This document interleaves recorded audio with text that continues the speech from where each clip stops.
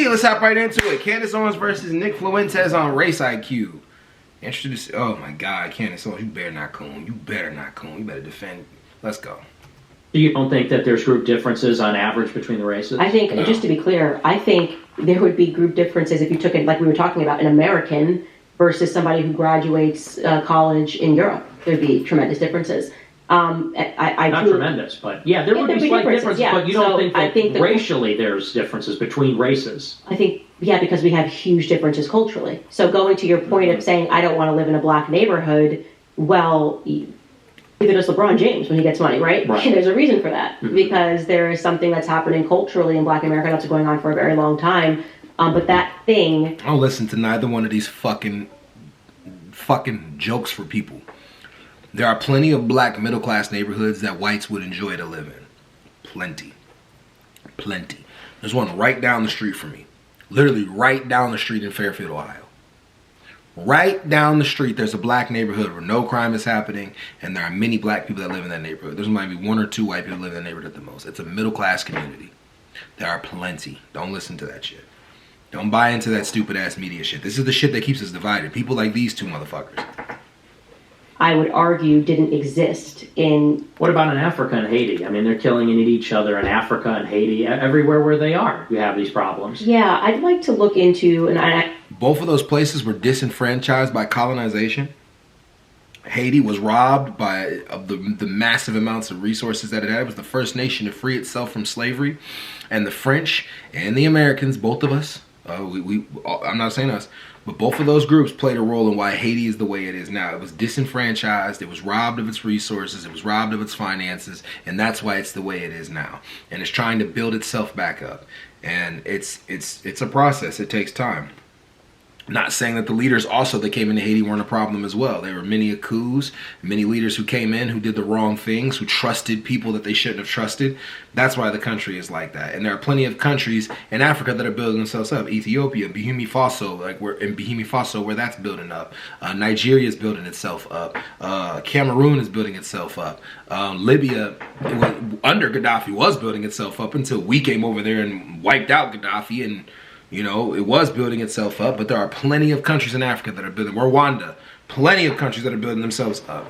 And there are plenty of places in America that we can say are bad places to live, whether they're white or black, that are similar to the places in Africa. There may be a little bit worse in Africa, but a little bit, but very similar. But let's keep going. I'm pleading ignorant, but I've heard some things about what happened in Haiti and what the Clinton Foundation did there. So I think I'd have to look more into the history of facts. Haiti to be able to push back on that at all. I don't think I agree with that. What about all of Africa then? There's not one country in sub-Saharan Africa that's successful. Not one. They're all least developed countries. They're all failed states. This kind of reminds me, and we could kind of flesh out this conversation together, and I'm not perhaps ready to have it fully, but I do remember going back to Dave Smith where he was conceding a point on, well, all of these other Middle Eastern countries, no, you wouldn't want to live there. You'd want to live in Israel. In my mind, I'm going, well, could you just keep bombing the crap out of them if they ever try to get ahead? I remember watching this clip of him saying that, going, why don't these countries get ahead? And kind of going back in my mind to the Gaddafi speech, where he was speaking essentially about, you know, here's what we got to do in Libya to get ahead. Here, she brought up Muammar Gaddafi, and that is hilarious. Hilarious she brought up Muammar Gaddafi, because Muammar Gaddafi, I just mentioned him, didn't I? And he was killed. And one of the big reasons I think that the U.S. and the European unions played a role in why he died was because he was talking about uniting Africa all under one front. He had made Libya into a paradise. A lot of people said after he died, it became a shit show, became a hellhole. Muammar Gaddafi kept it together. They had to make him look bad in the eyes of the media in order to prevent him from building up Africa the way he wants to do it. And there's another guy doing it right now in Burkina Faso. I want you to go look at that real quick. But he's first of all, there are developed places in Africa. Again, like I named Rwanda. There's places in Nigeria. My friend went to Ghana. Place in Ghana. There's plenty of places that are built up. Ethiopia is building itself up. There's plenty of places in Africa that are building themselves up. Now, this is what I think Africa should do. They should work more with the Chinese, but also keep cultural wise them there, so like they can build themselves up. But Africa will become the first world nation soon. It will. Here's what we're going to do with the dollar, and we're going to be progressive and this and that. and they killed them. And then what happened to those Libyan refugees? Suddenly they're now pouring into, just like he said was going to happen, they were now pouring into the European continent, and Europeans are complaining, who are these people? And so the question is, are we allowing, because I'm like, Africa's a pretty rich country. Like, why aren't Africans controlling the diamond trade? Who's taking all of the diamonds so that they can't control the diamond trade? Facts. Africa is the one country that can shut off all connection to every other country and be fine. It has enough resources to exist without anyone else. There's no country on the planet that has that. Africa has it. Why are they not the richest country? They don't know how to they didn't understand business. They didn't understand colonization. They didn't understand the white market. And because they didn't understand that, that's what set them back. But in time, they'll get it. Diamond trade. And how long have these people been doing that? Being essentially culture vultures.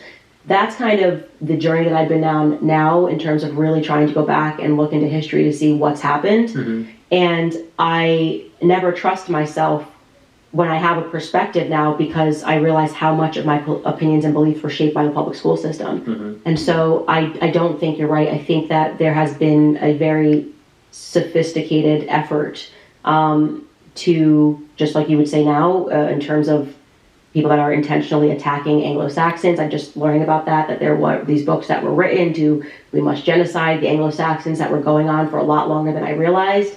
History didn't begin with World War II. But I think it would take a lot of time to kind of unpack that. Yeah. Like, are we stopping people from getting ahead just because? That just sounds, I mean, being honest with you, that just sounds to me like a left-wing argument when they say, why don't these countries get ahead? Colonialism, you're a colonizer. It's like, okay, but when we got there, they had no development. When we got to Africa, they had no technological development. So you think that history, even if we weren't God, man, that's why you need people to fact check everything this motherfucker is saying. Africa was the most developed place before the Europeans came in. The Europeans learned from the Africans when it came to writing. All of your religions. I need you to research where they all come from. Alexandria, Egypt. All of them. All of them. Ptolemy was the first one to commission for the first Bible to come into existence. But prior to that, there are pyramids built to the sky, statues, all kinds of stuff. And I think, people like him, language is basically developed out of Africa. He's a Christian. He's a Christian. He's a Catholic. He's a Catholic. He doesn't know. I bet you he doesn't know anywhere where his religion even started or originated from. Africa. Anyways.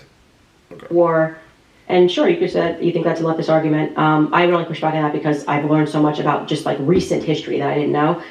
But you think that the Middle East, like, if we had done nothing in terms of the Middle East, that they would just be savages and just be like, America didn't do anything he doesn't set anything backwards, and you're just like bombing a place. Yeah, kind of. Cool. There's a guy. I can't think of his name, but I can tell. But you guys will know when I tell you the gist of what I'm about to say. He studies that guy, and this guy basically believed that them colonizing Africa made Africa a better place, basically. What was his name? Akio? I can't think of his name. But anyway, he believed that colonizing Africa made Africa a better place. It developed them better. Anywhere the Europeans went, it developed them better. But there's another guy I need you guys to look up. His name is Francis Fanon. Francis Fanon, he was a philosopher. If you guys want to, you guys can do this like yourself. He was a black philosopher. But Francis Fanon ended up researching that guy and ended up researching Sigmund Freud. And what he was trying to do was say that what Sigmund Freud came up with didn't include people who were oppressed or people who are underneath colonialism, like what happened to the mindsets of people in colonialism. And interesting enough, the development of what Francis Fanon found was the development of each group would have developed faster had another group not came in and added in their principles. Like Europeans came in and added Eurocentric beauty standards into this. They came in and made blacks feel less, more inferior, like divided black groups up, like the Hutus and the Tutsis were divided by the Spanish colonists that came in. You know what I mean? No, I'm sorry, by the Belgian colonists that came in. The many tribes and things that were built and destroyed underneath colonization backtracked what they were actually building when they were starting. So it's like, look up Francis Fanon first things first. Amy Suzère, people like that, where they can actually explain it from the black perspective, what they went through when these people came through. And he doesn't have a clue of that. Nick Fuentes has only looked into what whites have to say about history, and that's okay. You know, I've looked at whites and blacks, because to some degree, some of the things that what's name was saying were true, though, because when whites came into certain places, they added their kind of thing to it, and some of it was good, but a lot of it was bad. You know, and it's a combination of both. And if you only read one side, you only know one side. So black people really only read the Francis Fanon side, but I read both. But I can't think of the guy's name right now. I keep wanting to say Akion, but it's not Akion. It's like, I can't think of his name right now, but let's keep going. I think that we did set them back because when they don't have political order, it prevents development and investment and things like that. But, you know, again, when you look at the antecedents of all these, you know, the history didn't start, like you said, with World War II in the 20th century. There's a reason that European civilization created this enormous gap between them and everybody else. And I don't think it was that it was white supremacy or it was unfair or something like that. I think it's because Europeans are smarter. Yeah, I disagree. I think it was because they were warlike, and a lot of people didn't expect the war thing. And I guess you could say smarter, like more manipulative, more. Yeah, I guess you could say that. I guess he's right. They were more cunning and like. And I think a lot of people weren't ready for the cunningness nature of them. But, yeah, you know, that's interesting. And you know, but I would listen to more of Nick Fuentes to see what he has to say. But anyways, though, y'all, I'm out. Peace.